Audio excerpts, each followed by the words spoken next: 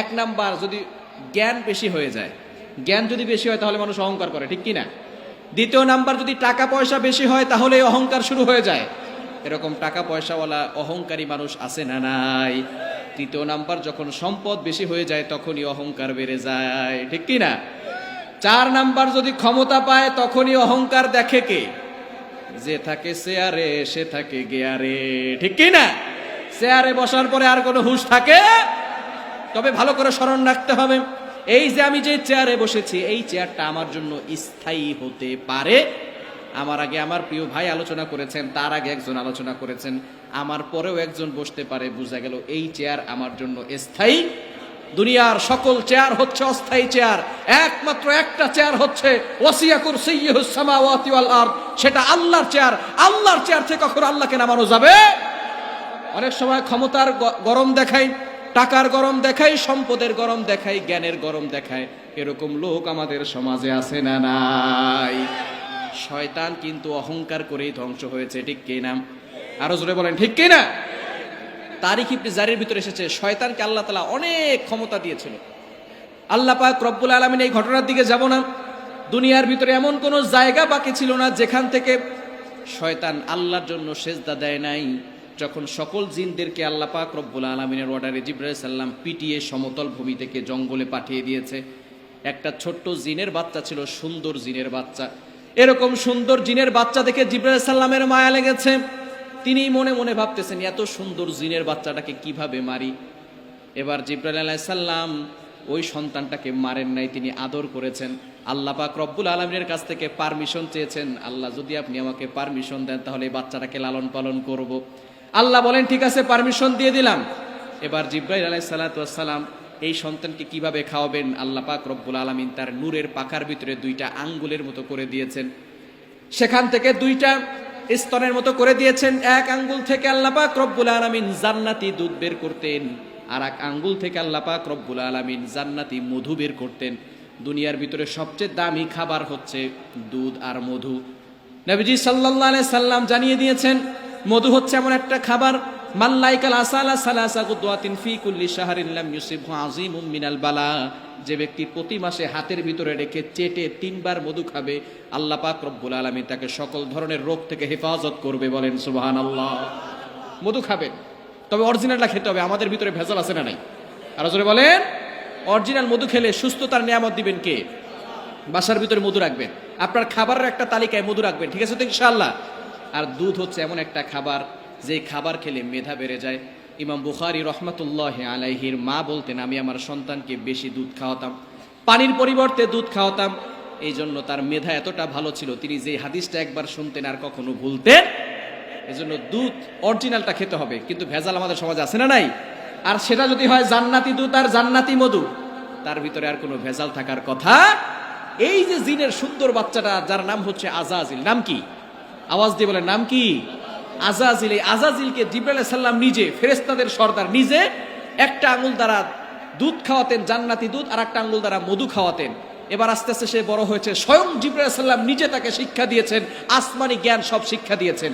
এবার তিনি সব কিছু জেনে, আজাজিল যখন আস্তে আস্তে বড় হচ্ছে, সুদর্শন যুবক, খাওয়ার ভিতরে কোনো কমতি নাই, জান্নাতি দুধ আর জান্নাতি মধু, এবং শিক্ষা দিচ্ছেন, লালন পালন করছেন স্বয়ং জিবরাইল আলাইহিস সালাম।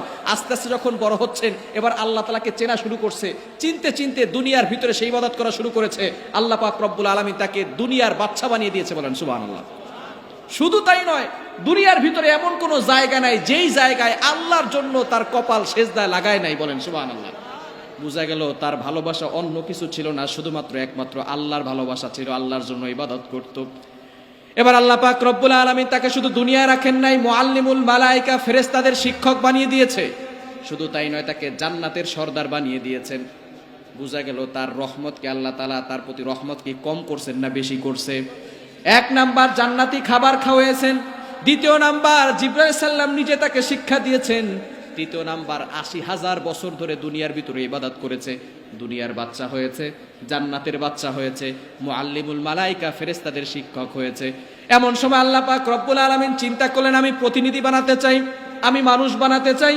আল্লাহ পাক রব্বুল আলামিন আদম আলাইহিস সালামকে বানানোর পরে সকল ফেরেশতাদেরকে বলে দিয়েছেন। ১ নাম্বার পারার ৫ নাম্বার পৃষ্ঠা রয়েছে সূরা বাকারার ভিতরে, ওয়া ইয কুলনা লিল মালাইকাতি ইসজুদু লিআদাম ফাসাজাদু, সবাইকে বলল সম্মান সূচক আদমকে সেজদা করো। কি সূচক? আওয়াজ দিয়ে বলেন কি সূচক? সম্মান সূচক। তখন আদম আলাইহিস সালামের শরীয়তের সম্মান সূচক সেজদা করা জায়েজ ছিল। বর্তমানে কিছু ভণ্ড পীররা বলবে ওই যে আদম আলাইহিস সালামকে ফেরেশতারা সেজদা করছিল, এখনো সম্মানের সহিত সম্মানের ক্ষেত্রে সম্মান সূচক পীরকে সেজদা করা জায়েজ আছে বলে। নাউজুবিল্লাহ। আরো জোরে বলেন না নাউজুবিল্লাহ। আদম আলাইহিস সালামকে যখন সেজদা করতে বলল সকল ফেরেশতা সেজদা করলো, কিন্তু ওই যে মুআল্লিমুল মালাইকা যাকে জিবরাইল আলাইহিস সালাম নিজে লালন পালন করেছে, জিনদের বাচ্চা আজাজিল, সে বলে আমাকে বানাইছো আল্লাহ আগুন দ্বারা আর আদমকে বানাইছো মাটি দ্বারা, আমি কিভাবে আদমকে সেজদা করি? অহংকার আছে না নাই? আরো জোরে বলেন আছে না নাই? আল্লাহ অর্ডার করছে, ফেরেশতারা কোনো কথা বলে নাই, সাথে সাথে সেজদা দিয়েছে। কিন্তু ওই যে মুআল্লিমুল মালাইকা, শিক্ষার কোনো শেষ নাই, স্বয়ং জিবরাইল আলাইহিস সালাম শিক্ষা দিয়েছে। খাবারে কোনো ভেজাল নাই, জান্নাতি খাবার আর জান্নাতি দুধ খাইছে, সমস্ত দিক দিয়ে সে ফিটফাট ছিল, সুদর্শন যুবক ছিল, জ্ঞানের কোনো কমতি ছিল না। জ্ঞান বেশি হওয়ার কারণেই আল্লাহর সাথেই গাদ্দারি করে অহংকার করেছে, ঠিক কি না? একমাত্র একটা ভুল করেছে, অহংকার করে আল্লাহর একটা বিধান মানে নাই। সেজদা করতে বলেছে, সেজদা করে নাই। একটা ভুলের কারণে কি কি হারাইছে একটু দেখেন। দুনিয়ার বাচ্চা ছিল, বাদশা ক্যান্সেল। জান্নাতের বাচ্চা ছিল, তাও ক্যান্সেল। শুধু তাই নয়, ৮০,০০০ বছর ধরে ইবাদত করেছে, সব ক্যান্সেল হয়ে গেছে। আল্লাহর রহমত থেকে বঞ্চিত হয়ে গেছে, জান্নাত থেকে চিরতরে বহিষ্কার হয়ে গেছে, আর জাহান্নাম তার জন্য ওয়াজিব হয়ে গেছে। সে ওই আজাজিল আর কেউ না যে এখন আমাদেরকে খোসাইয়া মসজিদ থেকে বের কইরা গানের কনসার্টে নিয়ে যায় মিস্টার ইবলিস, ঠিক কিনা? পাইছেন সেই ইবলিস রে?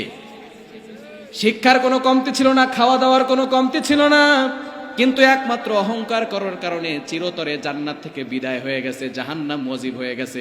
কি বুঝলেন? অহংকার আজকে থেকে বেশি করে করবেন নাকি করা যাবে না? আওয়াজ দিয়ে বলেন অহংকার করা যাবে? জ্ঞানের কারণে অহংকার করা যাবে না, সম্পদের কারণে অহংকার করা যাবে না, টাকা পয়সার কারণে অহংকার করা যাবে না, ক্ষমতা পাওয়ার পরে কখনো অহংকার করা যাবে।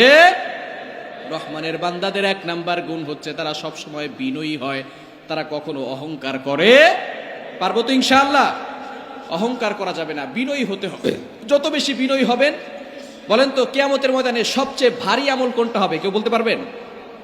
কিয়ামতের ময়দানে সবচেয়ে ভারী আমল কোনটা হবে? যে যত বেশি মানুষের সাথে ভালো ব্যবহার করবে, বিনয়ের সহিত আচরণ করবে, তার আমল নামা তত বেশি ভারী হবে। বলেন সুবহানাল্লাহ।